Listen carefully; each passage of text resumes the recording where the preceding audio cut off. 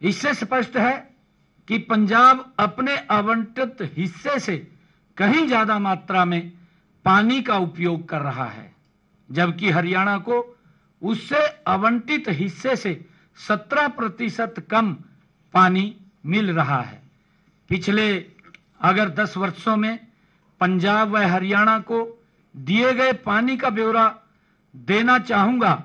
पंजाब के हर साल अपने हिस्से से काफी ज्यादा पानी का उपयोग वो कर रहा है।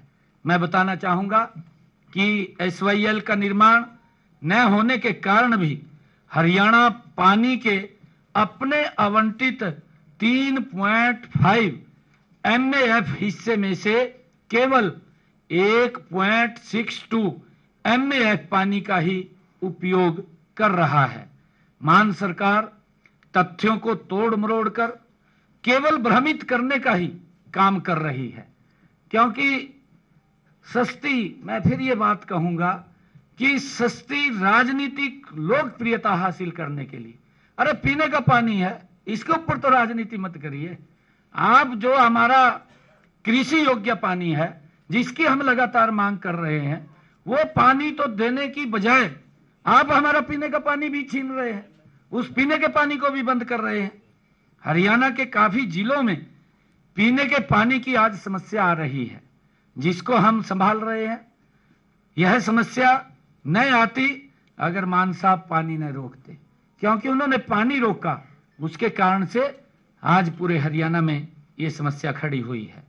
मान साहब, यह कहना कि हरियाणा को 4000 क्यूसिक पानी के लिए धन्यवाद देना चाहिए था, ये मान साहब ने कहा कि धन्यवाद तो दिया नहीं और उल्टा बातें कर रहे हैं।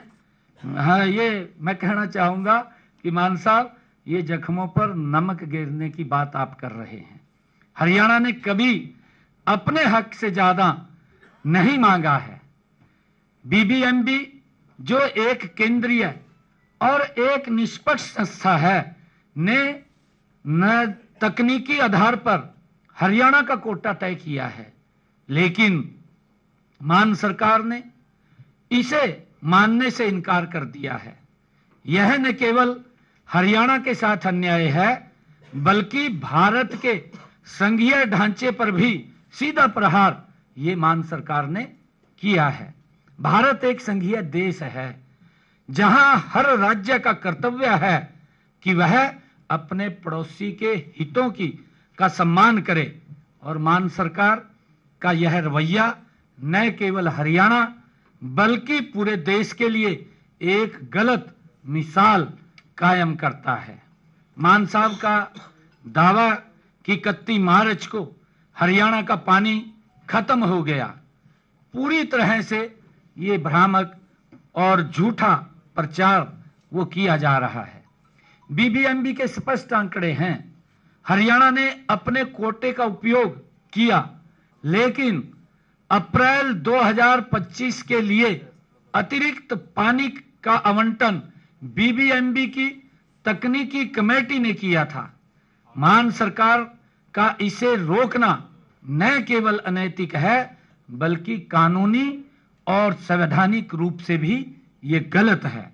मान साहब, यह कैसे भूल गए कि वर्ष 2022, 2023 और 2024 में कभी भी अप्रैल और मई माह में हरियाणा कॉन्टैक्ट पॉइंट पर 9000 क्यूसिक से कम पानी नहीं दिया गया। मई के महीने में डैम से जो पानी आता है वह पंजाब, हरियाणा, दिल्ली और राजस्थान पीने के लिए ही उपयोग करते हैं। कई साल से हरियाणा को आने वाले पानी में से 800 क्यूसिक पानी राजस्थान, 400 क्यूसिक पानी पंजाब और 500 क्यूसिक पानी दिल्ली को जाता है।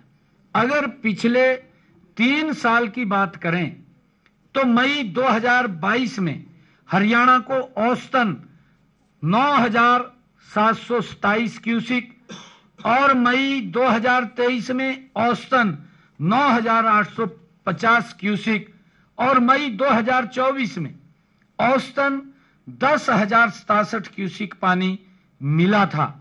लेकिन जैसे ही वर्ष दिल्ली में जो आम आदमी की पार्टी की सरकार हारी, तो आम आदमी पार्टी की सरकार ने पीने के पानी में ही कटौती कर दी। भाई उससे सही इसका क्या लिंक है? ये पीने का पानी है, आप वो दोष हमारी हरियाणा की जनता के ऊपर क्यों दे रहे हैं?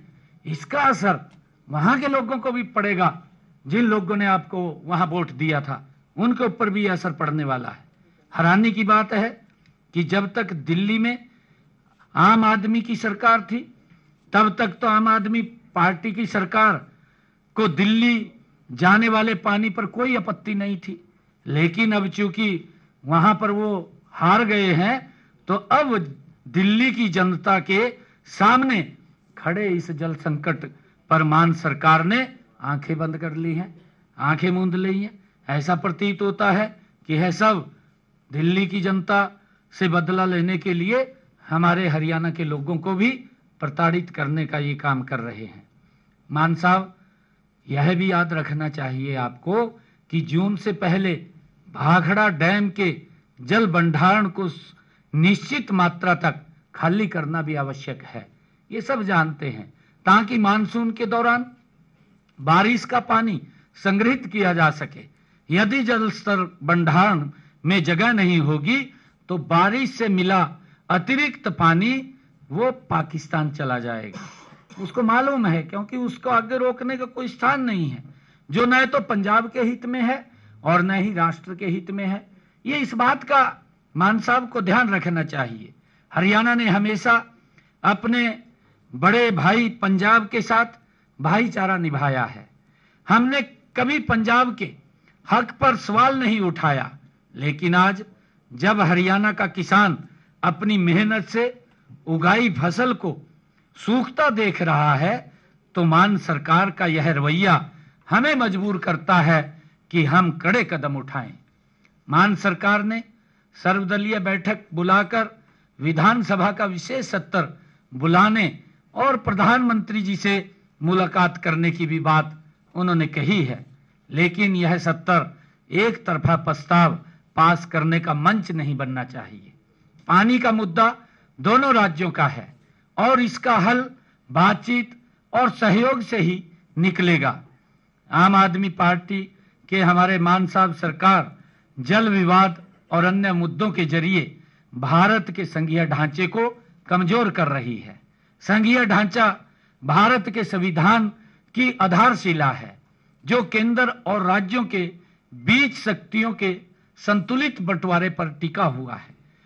मैं जैसे कि जल बंटवारे पर एक तरफा फैसले और केंद्र सरकार के निर्देशों की अवहेलना राज्यों के बीच सहयोग की भावना को कमजोर ये करती है। सबसे प्रमुख उदाहरण SYL नहर का है, जो हमारे सामने है। सुप्रीम कोर्ट द्वारा हरियाणा के पक्ष में स्पष्ट आदेश दिए जाने के बावजूद मान सरकार सहयोग की बजाय टकराव की राह पर है। यह स्थिति केवल न्यायपालिका की अवमानना नहीं है, बल्कि यह संघीय मर्यादा और अंतरजातीय सौहार्द का भी सीधा उल्लंघन है।